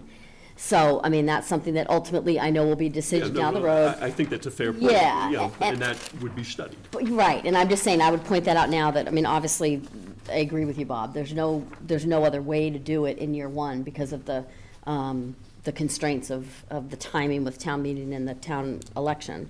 So that's the only thing I would point out that, you know, is an important issue with the number of ratepayers outside of outside of Hingham, that I think, you know, I think that's a model that would be better for us as neighbors of Hull, and to not have them feel that, particularly Hull, I say, because North Cohasset, it's so much smaller than, to have them feel like there's a separate body that's not, I mean, we took heat for the road diet from Hull, and, you know, that's something that can happen between the towns, and I think it'd be better to separate that in the future, so. Yeah, I mean, I spoke at last town meetings on different topics, but in each case urged study. On I think there has been a lot of study in contrast to those other two items, but on this one, the specifics of the governance, Yeah. I agree with you. You know, needs study, Yeah. and I think all things are in play with all, those are valid considerations. And would that be something, just out of curiosity, that would it have to go to a future town meeting if it turned out that, I think it depends on what, I'm saying if ultimately the decision is that whether they're water and sewer commissioners, but the sewer commissioners are elected, right? if there were going to be elected water commissioners, Yeah. that would have to go to a town meeting. If there was going to be some sort of combination of sewer and water, Yeah, that might involve legal action, not only involving a town meeting, but maybe even require legislative action. I don't know. are the sewer commissioners elected now, currently? Yes. Do we know? Yes. Okay, Yes, Okay. and as I understand it, there was a special act that created the yes, there was, I remember the that. sewer commission. But so if it ever, So if, to reverse that act or to change it, I mean, it oh, I might, see what you're saying on the legal it might aspect, be. they're just It sewer. might be it might be possible to think about whether a water district makes sense. So, for example, we know that of the 41 communities we looked at, there were 2 water districts. But we were told that One- didn't apply here at all. It doesn't apply here as things stand now, but, I mean, that is something that, again, can be studied and conceivably be on the future horizon, if that's what the study indicates makes sense. Yeah, but that, I thought the reason that it didn't apply now would be the same situation that would hold in the future, which is you have, you don't have like 2 separately independent running towns with their own water systems that are coming to, this is what we were told before, coming together. We have, you know, Hull being at the mercy of our, what would be like the treatment plan and the pumps. I don't Is know that that we right? need to really debate Yeah, what the ultimate. yeah. It's- No, I was just curious if it It's- ultimately has it's to go to a- town it's a- meeting. It's a And it sounds potential like yes. subject for study. Yeah. So, And yes, I would expect that whatever recommendation were made from the evaluation committee or whatever Yeah. it's called would be presented to town meeting to act upon. Okay, so the sense seems to be that we want to advance to a recommendation to the full advisory,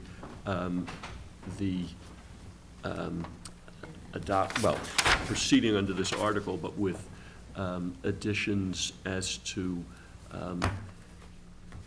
setting up in the motion a transition and evaluation committee, and also explore the Citizens Advisory Committee. Right? So the so motion. so moved. All right. In favor? Aye. Opposed? Okay. Oh. Oh,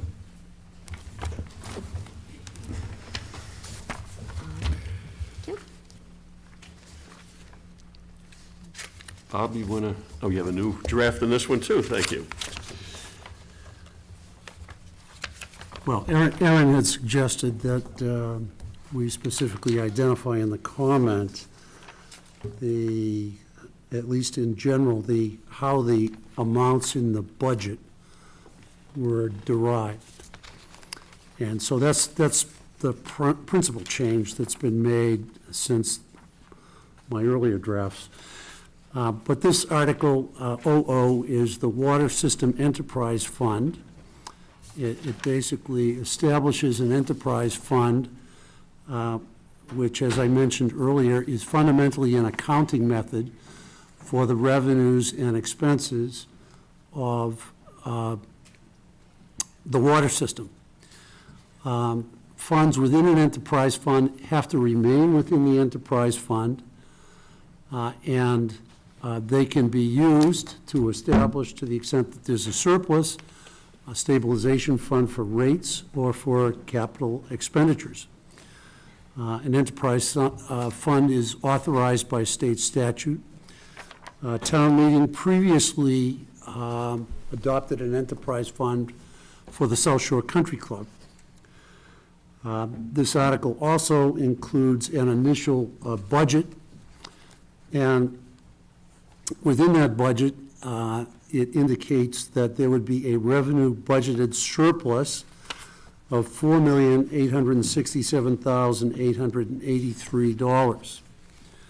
And we've discussed that there is an unlikely temporary scenario where it is at least theoretically possible that tax funds would have to be used, but they would only need to be used in the event that there was a retained earnings deficit within the enterprise fund, which would mean that you not only had an operating loss, but you either had an operating loss or operating losses that exceeded the amount of the retained earnings, which initially are going to be close to $5 million. Based on all the financial analysis that's been done, it seems highly unlikely that that would ever occur. And in the unlikely event that it did occur, the town would have to temporarily fund that deficit, but then within the next fiscal year, those funds could be repaid, or would have to be repaid by the enterprise fund. The enterprise fund, of course, is being, or the water system is being run by the Board of Selectmen. They're setting rates, and one of their objectives in rate settings is going to make sure that there isn't an operating loss, and that there certainly would not be a revenue deficit that would trigger the need for taxes. So that's why I say this is unlikely, especially with that early almost $5 million of a reserve that stays within the enterprise fund. So it would be my recommendation that we provide a recommendation to the full advisory committee on Article 00 that we approve it. So the operating expenses includes, was that principally the contract operator costs? It was Yes. the larger of the two estimates that came in. But that's, okay, so if that's low, that figure actually gets bumped up. I mean, for example, if it's closer to what Aquarian was suggesting, and the result would be, I guess, lower revenue budgeted surplus. Yeah, even if we increased it $1 million, we'd still have close to $4 million of revenue budgeted surplus. In year one, yeah. All of these are year one numbers only. And I should also note that, as is observed in the draft comment, that the selectmen intend to keep the rates at the same level that they would be at for Aquarian throughout the first year without any increases. other Victor, a couple Yes, things? sure. I don't know if, I mean, I know this is how it had to be presented to, I don't know if it's DEP or whoever it has to go to, but Aaron, it sounds like were you looking to kind of have the operating expense piece broken out? Because, I mean, there's only really 4 numbers that are part of that. It's the O&M, 3,780,000, and then additional municipal costs of 325, and then we have the outsourced transition of 165, and then other transactions, a cost of 150.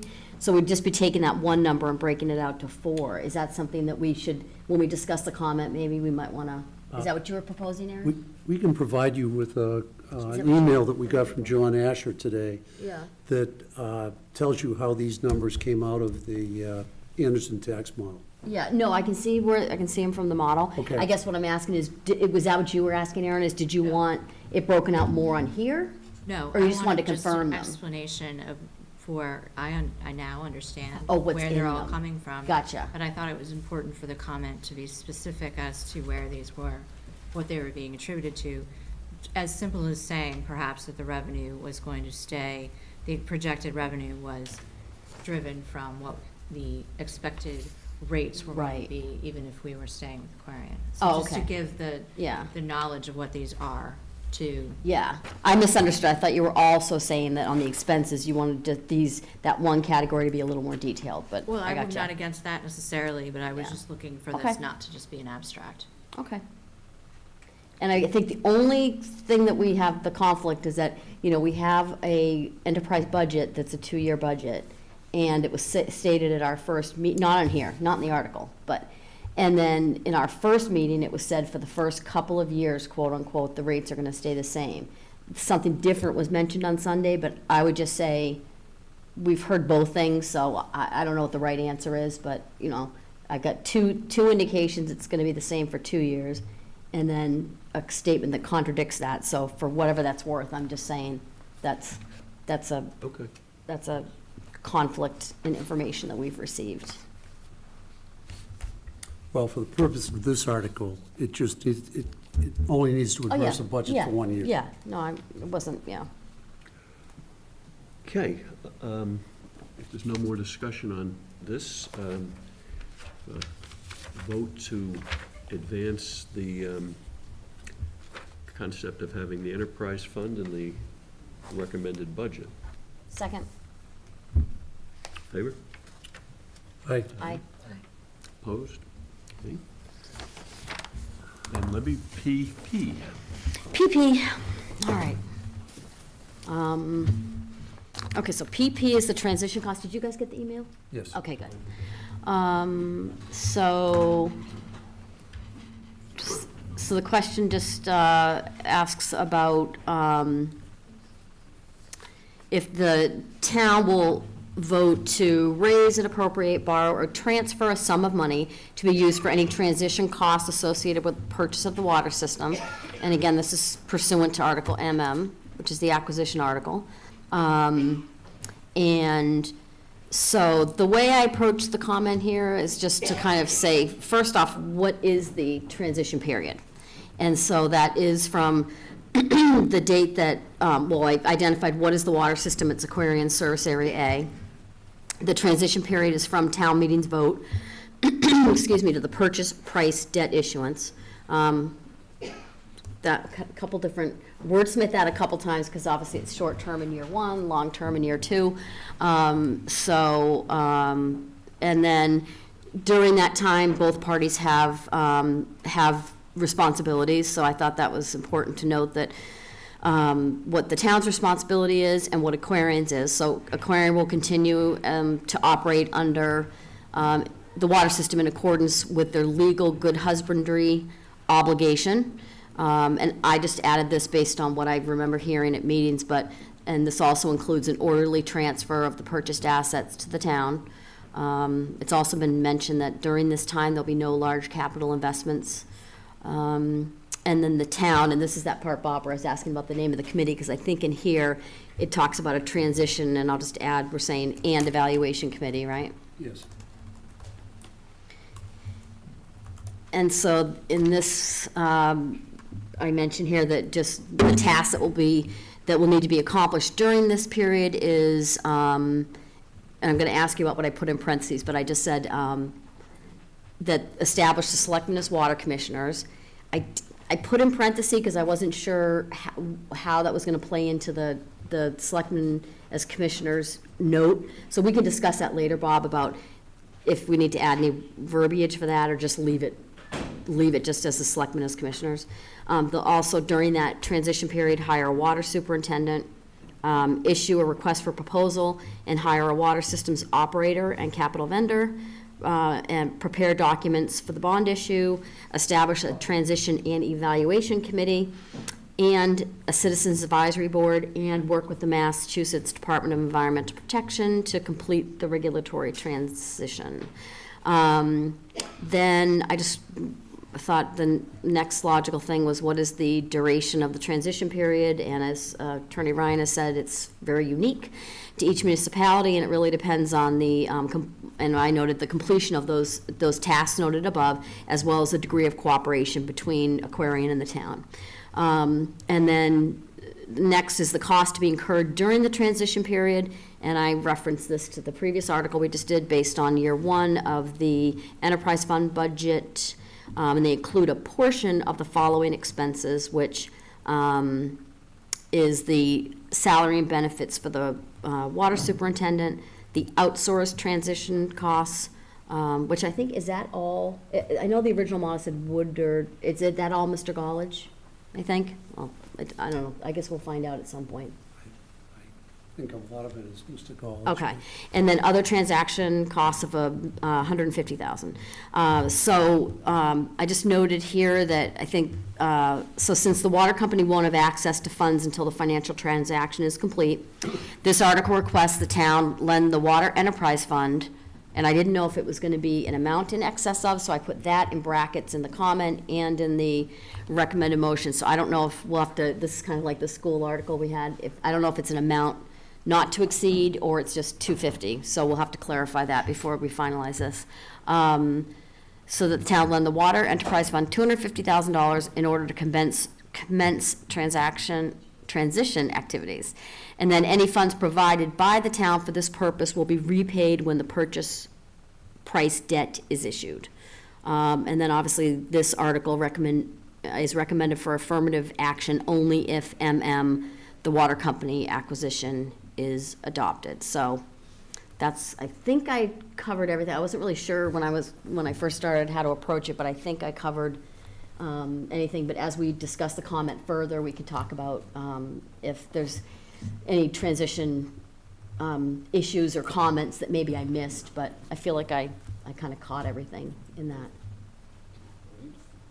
I have a couple of questions, and I don't know, maybe Carrie, you can answer this, or I can keep Karen Johnson from running out the door. What's the termination date for the transition period? Is it when the registration gets transferred to the town?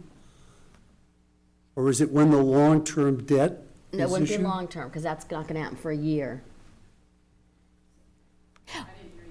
Actually, can I just, Bob, can I answer Yeah. one thing that might answer it for you? The whole purpose of this article is just for the town to have access to the $250,000. So, in order for them to do that, once the short-term debt gets issued, they'll have the funds available with which to repay the town. The long-term debt won't be issued for a Okay, year. So I spent some time thinking about, like, and I'd love confirmation of that, but what is that transition period? And we know the start's easy, if and when town meeting votes it. But the end, I think, since this is a money article, would be when the short-term debts gets issued. And in looking at that, the piece, Yeah. that, I think it would be repaid. Is everyone in concurrence with that? Yeah, Okay. that makes sense to me, and the transition costs will be repaid to the town from the short-term borrowing. Okay, that's it for me. Dave, Karen? Okay. Actually, I'm sorry, Sure. I have one thing. Yeah. One question that I asked, and I apologize, I wanted to look and search through your article if you covered this, but there was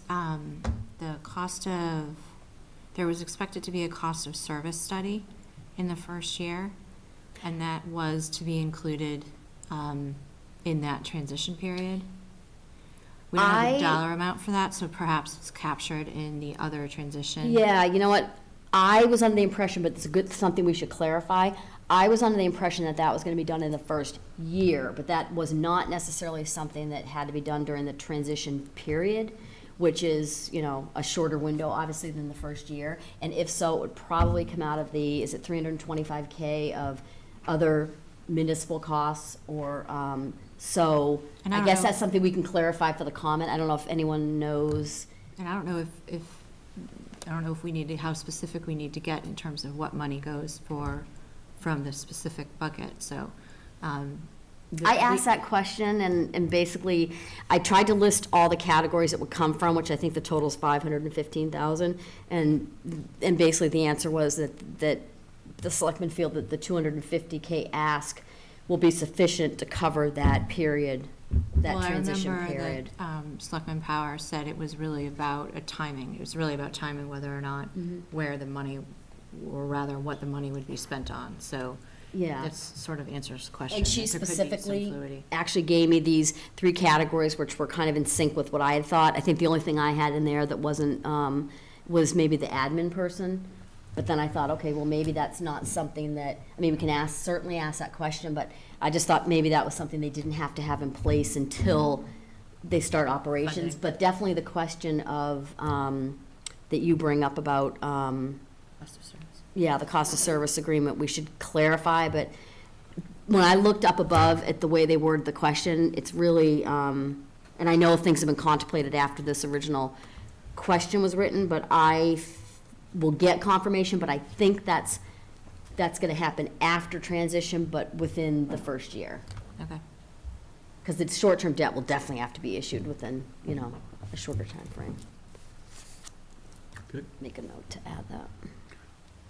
Right, so a motion to recommend to full advisory, favorable action on Article PP with, and as Libby said, the amount not to exceed 250. So moved. Second? All in favor? Aye. Opposed? Okay. Right.